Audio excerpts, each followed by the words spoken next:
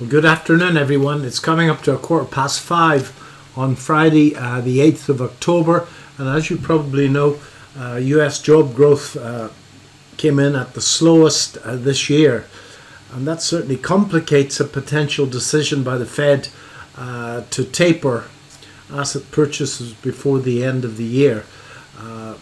The market hasn't made up its mind one way or the other yet, and the S&P pretty much trading where it was yesterday, down a couple of ticks. The short-term trend on VectorVest has turned up, but VectorVest also advocates caution when buying stocks at this time. If we have a look at the SPX itself, and just pull up that chart. There we are, and that's the chart that I've drawn. As you can see, from this low, from this low to this high, market stopped at the 78% retracement of that, and that 4,300 level has been holding the market for quite a long time. If I take this one off now and I do a fib between that high and that low, the high yesterday was 78% of that. So that's the next objective that the bulls need to clear. As I've been suggesting for a while, if this is an ABC correction, what happens after a correction? Well, the trend resumes, and to get categoric proof of that, we'd need to see a close above this swing high. Certainly this afternoon that hasn't happened, and the market is selling off. It's 12:15. We may get some action in the second half of the day in New York, but at the moment VectorVest advocates caution. That's really, really good advice. So I had a trade this afternoon. I couldn't resist this spring, and let me draw it for you. I know I'm a bit of a one-trick pony, as you know, and if we go back a little bit on this chart, there's another high here which I felt was useful. The market went up, came back, and then it went down and ran those lows, and then it moved up again, and it was very nicely up just before the news. I held it through the news, and my stop loss is under these lows. I missed getting stopped out in the news by 3 or 4 ticks, but it looks to me as if it's going to be a small losing trade. My entry point is just after that, just there at 4,400, and the stop loss was down there at 4,388, and that's not doing what I thought it was going to do. Anyway, no big deal. There's been some great springs on this over the last little while, so no big deal at all. That was a beautiful upthrust just there. So some great money to be made in this market recently, but unfortunately not this afternoon. So let's have a look at the UK, and then we'll have a look at gold. Well, there's the UK market, and the short-term trend hasn't changed. It's still down, so everything in the UK market is down, and VectorVest does not advocate buying stocks at this time. All right, so I have got 3 stocks that I'm interested in, and 2 of them I own, and one of them could be a new purchase. So I've got them charted here. The first one I own, and I've owned since way back last April. That's JD Sports. Bought into it initially right down here, okay, and added to it along the way.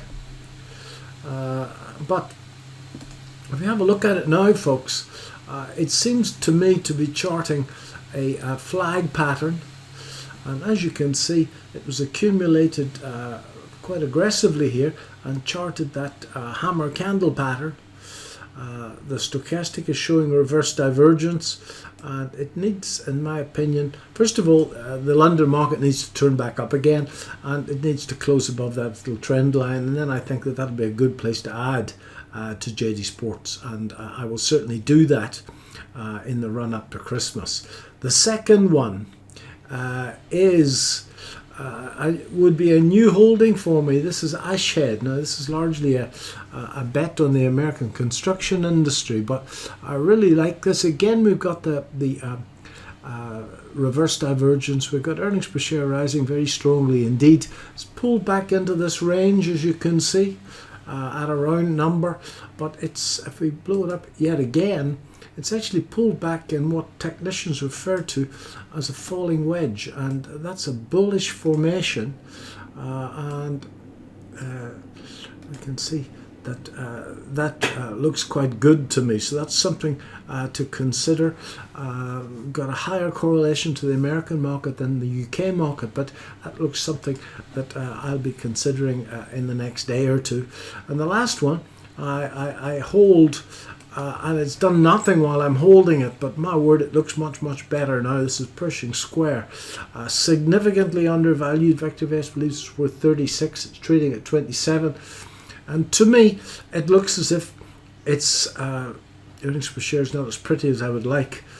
It looks to me, after this consolidation, that it's trading a beautiful cup and handle pattern.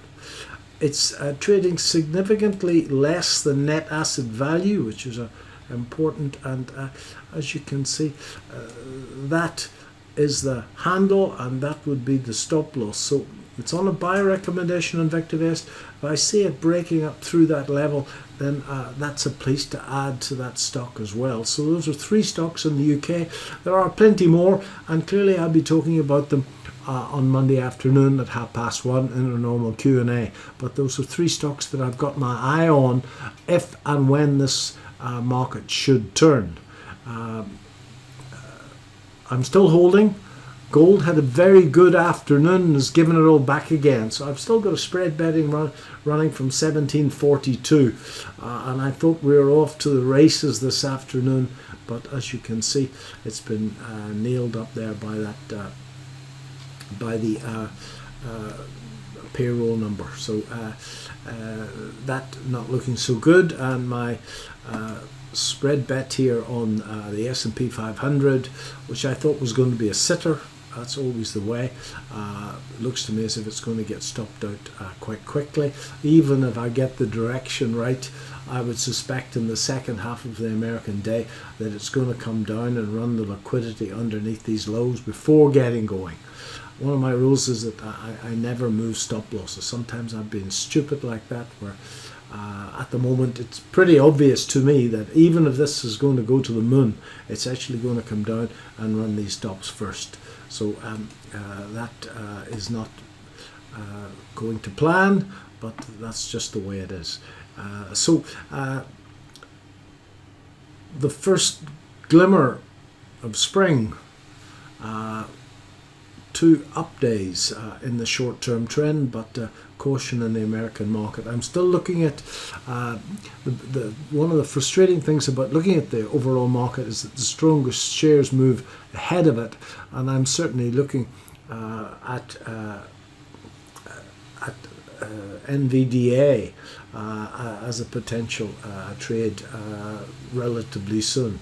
And AMD as well. Both have set up beautiful spring patterns. In fact, they are more like Gartley patterns, which is a version of the spring than a spring pattern itself.